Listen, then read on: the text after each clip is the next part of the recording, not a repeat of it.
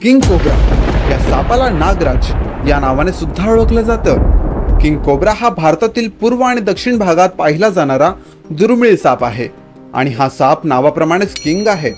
विषारी सापांमध्ये लांबीला सर्वाधिक, परंतु विषाची मात्रा मोठी असल्याने हा साप फार धोकादायक ठरतो।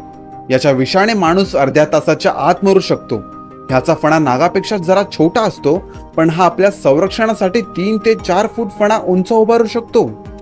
तर नमस्कार मित्रांनो, योगदान फाउंडेशनच्या यूट्यूब चॅनलवर आपल्या सर्वांचं स्वागत आहे। तर आजच्या विशेष एपिसोडमध्ये आपण जाणून घेणार आहोत किंग कोब्रा बद्दल विशेष माहिती।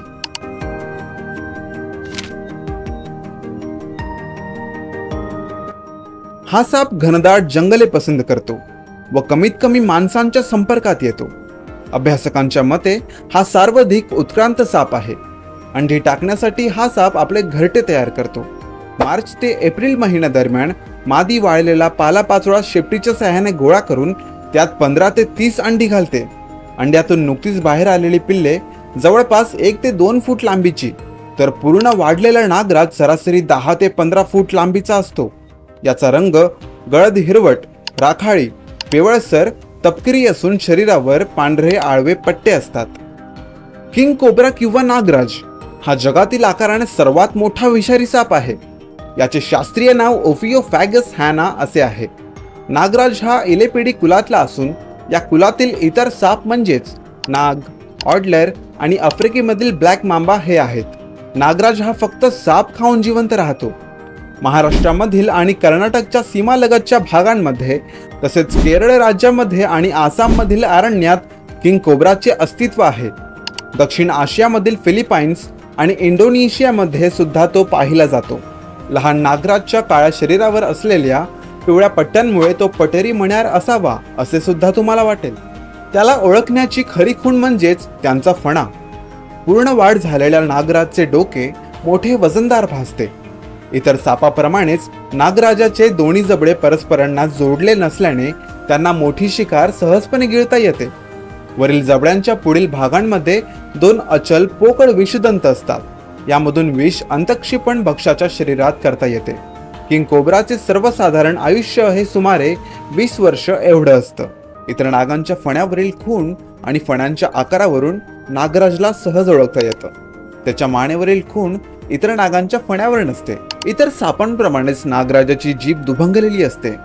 हा साप नेहमी आपली जीभ बाहेर काढतो आणि जिभेच्या टोकावर आलेल्या गंधकणांचे ज्ञान सापाच्या टाळूवर असलेल्या जॅकॉब्सन अवयवामुळे होते। भक्ष्याचे नेमके स्थान आणि मिलना काळात मादीचा मिलन गंध ओळखण्यासाठी यांचा उपयोग होतो। दुभंगलेल्या जिभेच्या साहाय्याने गंधकणांचे ज्ञान त्याला होते।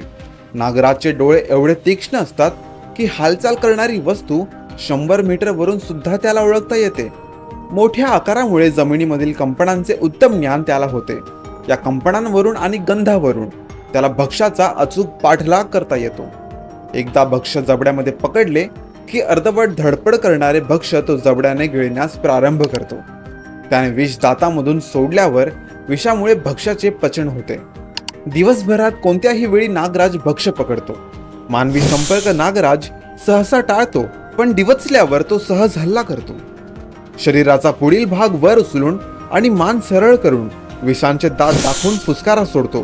हा त्याचा स्वभाव आहे। नागराजाचा फुत्कार इतर सापांच्या तुलनेत फार मोठा आहे। जवळ आलेल्या कोणत्याही हालचाल करणाऱ्या सजीवामुळे नागराज चिडतो। नागराज 2 मीटरच्या परिघामध्ये हल्ला करू शकतो, त्यामुळे साप लांब आहे या समजुतीने जवळ गेलेल्या व्यक्तींचा अंदाजा चुकतो आणि आपसुकच माणूस नागराजच्या तडाख्यात सापडतो। एक वेळा तो अनेक चावे घेतो। नागराज दंश करताना विषांचे दात शरीरात घुसवल्यानंतर दात थोडा वेळ स्थिर ठेवतो। एवढ्या वेळेत भरपूर विष भक्ष्यांच्या शरीरात गेलेलं असतं। त्याचा स्वभाव आपणाहून हल्ला करण्याचा नाही, पण डिचवल्यानंतर किंवा अडचणीत सापडल्यानंतर तो स्वरक्षणासाठी हल्ला करतो। सापाचा नैसर्गिक शत्रू मुंगूस आहे, पण नागराज मुंगूस अंगावर आलेच तर त्याचा यशस्वीपणे प्रतिकार सुद्धा करतो। नागराजाच्या मानाने मुंगूस आकाराने अगदी लहान असल्याने ते शक्य होते, पण या झटपटीत मुंगसाचा बहुधा जीव सुद्धा जातो। नागराजाची प्रजाती ऑफिओफॅगस म्हणजेच साप खाणारा असे असल्याने नागराजाच्या खाण्यात धामण, लहान अजगर सर्व विषारी साप असतात. साप अगदीच दुर्मिळ असतील तर सरडे, पक्षी आणि लहान प्राणी ते खातात. दक्षिण भारताच्या चहाच्या मळ्यात नागराजामुळे अनेक मृत्यू झाले आहेत. एरवी नागराज मानवी वस्तीजवळ जात नाही. नागराजाचे विष मज्जासंस्थेवर आणि हृदयावर परिणाम करते. चावा घेताना विषांचे दात शरीरात 1.25 ते 1.50 सेंटीमीटर घुसतात. विषांचा त्वरित मज्जासंस्थेवर परिणाम होतो तेव्हा तीव्र वेदना, चक्कर येणे, पक्षाघात आणि शक्तिपात होणे हे लक्षणे ताबडतोब दिसून येतात. हृदयक्रिया बंद होणे, कोमा आणि श्वसन संस्थेवर त्याचा प्रभाव पडल्याने माणसाचा जाग्यावरच मृत्यू होतो. नागराजाच्या विषांची मृत्यू ही 1.6 मिलीग्रॅम प्रति किलो वजन मोजण्यात आली आहे. एका अभ्यासात चिनी नागराजच्या 0.34 मिली प्रति किलो मात्रेमुळे मृत्यू होताना पाहिलं गेलं आहे. नागराज एका वेळी 380 ते 600 मीटर ग्रॅम विष अंतक्षेपित करत असल्याने नागराजाची दंश केलेली व्यक्ती 15 मिनिटात मरण पावते. सरासरी 30 ते 45 मिनिटांमध्ये मृत्यू ओढवतो. नागराजाने दंश केलेल्या 75% व्यक्ती मरण पावतात. सध्या नागराजाच्या विषावर 2 प्रतिविषे उपलब्ध आहेत. थायलंडमधील रेड क्रॉस आणि हैदराबादमधील सेंट्रल रिसर्च ऑफ इन्स्टिट्यूट या दोन्ही संस्थेने बनवलेली प्रतिविषांची उपलब्धता कमी आहे. नागराजाची मादी एकमेव अंड्यांचे रक्षण करते. जंगलातील वाळलेली पाने आणि गवतांचा उंच वटा करून त्यामध्ये मादी 20 ते 40 अंडी घालते. अंड्यामधून पिल्ले जेव्हा बाहेर येतात तेव्हा या पानांच्या घरट्यावर मादी घोळका घालून बसते. पानांच्या घरात तापमान 28 सेल्सिअस ठेवलेले असते.